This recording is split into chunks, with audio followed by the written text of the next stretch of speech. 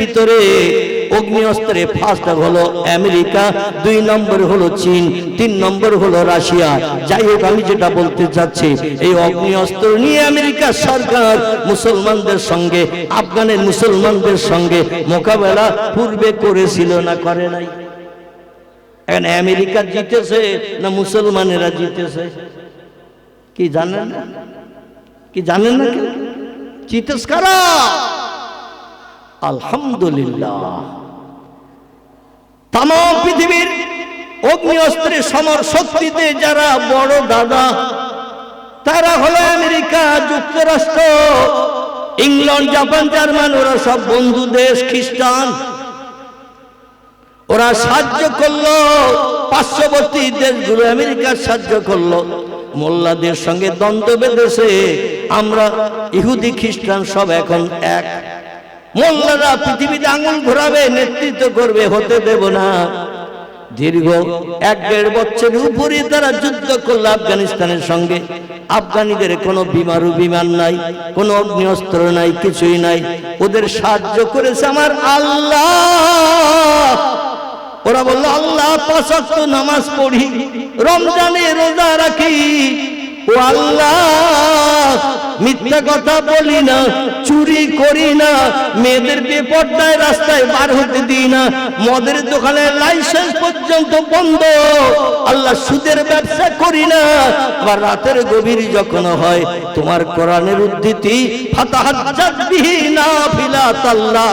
আল্লাহ বলছে রাতের গভীরে সব সৃষ্টি যখন দেহের ক্লান্তি দূর করার জন্য ঘুমিয়ে যায়, বিশ্রামে যায়, দেহের কষ্ট নিবারণের জন্য সব সৃষ্টি একটু ঘুমায় না? ঘুমায় না? মাছেরা পর্যন্ত ঘুমায়, কীট পতঙ্গ সবাই ঘুমায়। আল্লাহ বলছেন সবাই যখন ঘুমিয়ে যাবে, আমার আপন হতে গেলে, আমারে রাজি করে জীবনের শখ মেটাতে গেলে, রাত্র দ্বিপ্রহরের পর থেকে নিয়ে ফজরের আজান ধ্বনির আগ মুহূর্ত পর্যন্ত একটা নফল নামাজ আছে। এই নামাজটির নাম হলো তাহাজ্জুদ। কি নাম? আর একটু জোরে বলেন। 5 ওয়াক্তের খবর রাখি না, তারপরে তাহাজ্জুদ। আল্লাহর ফরজ হুকুম। আল্লাহ দুনিয়ায় বাস করতে গেলে, আল্লাহ নেয়ামত খাদ্যদ্রব্য উপভোগ করতে গেলে, আল্লাহর অনুদান সুন্দরী বিবি বাচ্চা নিয়ে সংসার জীবনে সুখ ভোগ করতে গেলে, দৈনন্দিন আমাদের আল্লাহর হুকুম 5 ওয়াক্ত ফরজ নামাজ আদায় করতে হবে। আল্লাহ বলছেন যদি আমার ফরজ হুকুম পালন না করো, আমার দুনিয়ায় বাস করবে, আমার নেয়ামত খাবে, আমার অনুদান সুন্দরী বিবি বাচ্চা নিয়ে সংসার জীবনে সুখ ভোগ করবে, ভালো ভালো বিল্ডিং বালাখানা বানাবে, আরাম আয়েশে তোমরা দিন যাপন করবে। তবে শোনো, আমার ইবাদত যদি না করো, মর্জিনের আজানে যদি কান্না দাও, ফানফুজু, আমার পৃথিবী থেকে বেরিয়ে যাও। কি করো? আল্লাহ বলছেন আমার পৃথিবী থেকে বেরিয়ে যাও।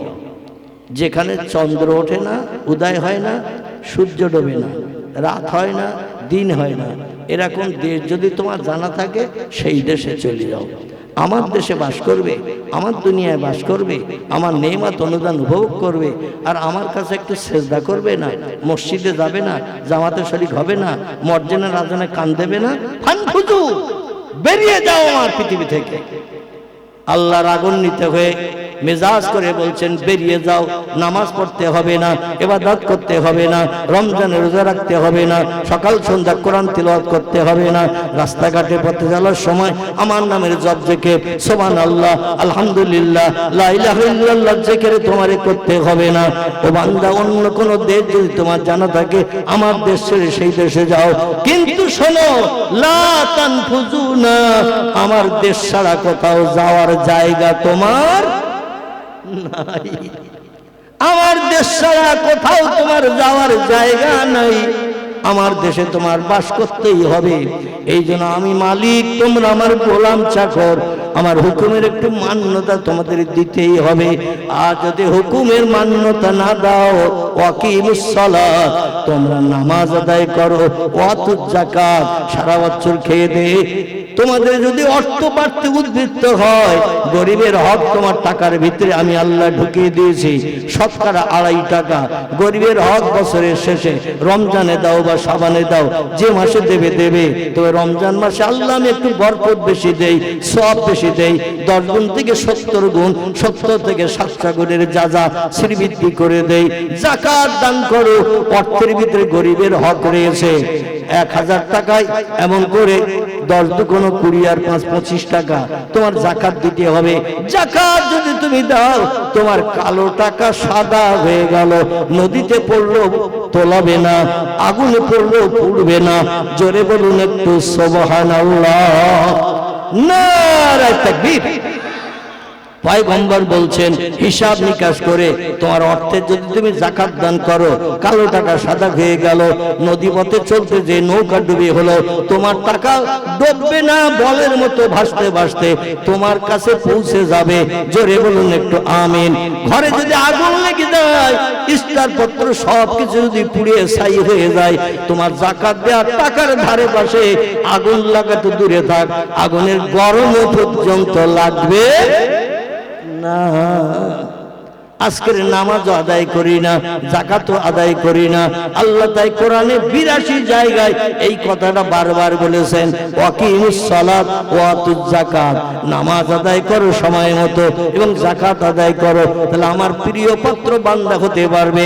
আরো আপন যদি হতে চাও, তাহলে রাতের গভীরে বিবি বাচ্চাকে নিয়ে শান্তির শয্যায় ঘুমিয়ে না থেকে বিবি বাচ্চার মায়া পরিত্যাগ করো, শান্তির শয্যায় বিছানায় লাথি মারো, উঠে যাও, জায়নামাজে দাঁড়িয়ে যাও, 4 রাকাত মতান্তরে 6 রাকাত কিংবা 8 রাকাত তাহাজ্জুদের নফল নামাজ আদায় করো। যে লোকটি রাত জেগে নামাজ আদায় করে, আল্লাহর কাছে সেই লোকটি সব থেকে বেশি প্রিয় হয়। যে লোকটি তাহাজ্জুদের নামাজ আদায় করে, সেই লোকটি আল্লাহর কাছে সবথেকে বেশি প্রিয় হয়। এছাড়া আরো কিছু নফল নামাজ আছে। একটি নামাজের নাম হলো ইশরাক। কি নাম বললাম? শুধু 5 ওয়াক্ত নামাজ পড়লে মালিকানার দায়িত্ব পালন হবে আল্লাহ, বাড়তি ফ্যাসিলিটি পাওয়া যাবে না।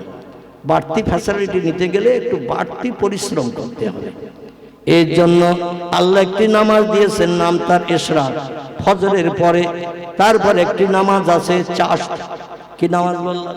চাশতের নামাজ বেলা 10টার পরে পড়তে হয়। একটি নামাজ আছে আওয়াবিন। কি নামাজ? আওয়াবিন, এটা মাগরিবের ফরজ নামাজের পরে পড়তে হয়।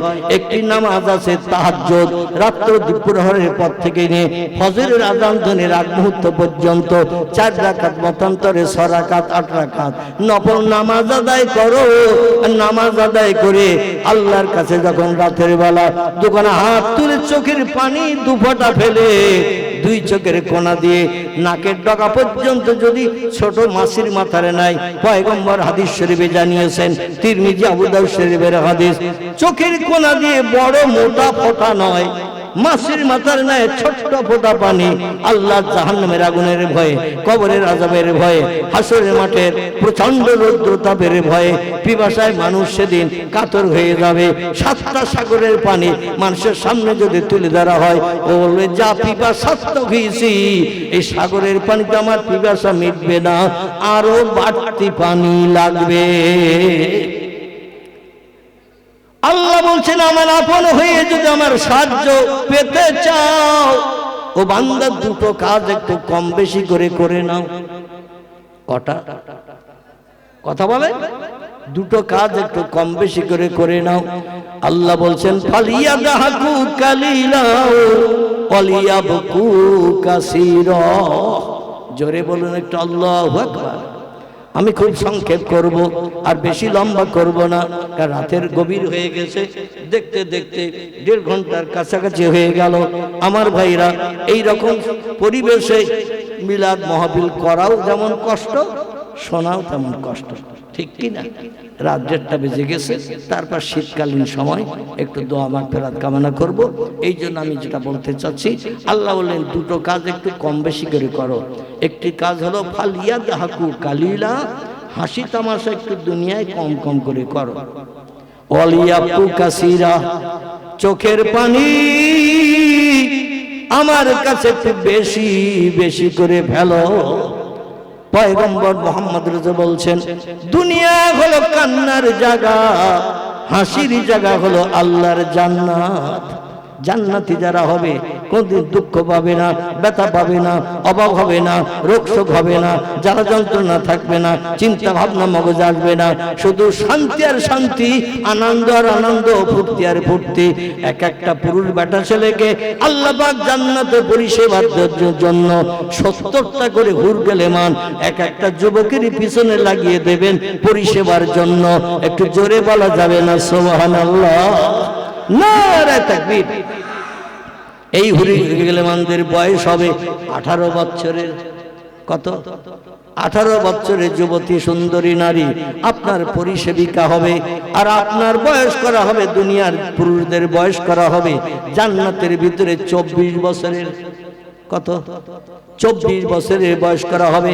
লক্ষ বছর পেরিয়ে গেল, 18 বছরের যুবতী নারী 19-এর মতো হবে না, 17-এর মতো হবে না। যেমন প্রথম দিন দেখবেন, লক্ষ বছর পেরিয়ে গেল একই রকম ফেস কাটিং চেহারা থাকবে। জান্নাতি পুরুষদেরও বয়স লক্ষ বছর জান্নাতে থাকার পরও 24-এর জায়গায় 25 হবে না, কিংবা 82-87 হবে না, 24-24-এ থাকবে। জোরে বলুন একটু সুবহানাল্লাহ। এমন সুন্দরী হুর গেলেমান আমি জান্নাতের ভিতরে বানিয়ে রেখেছি।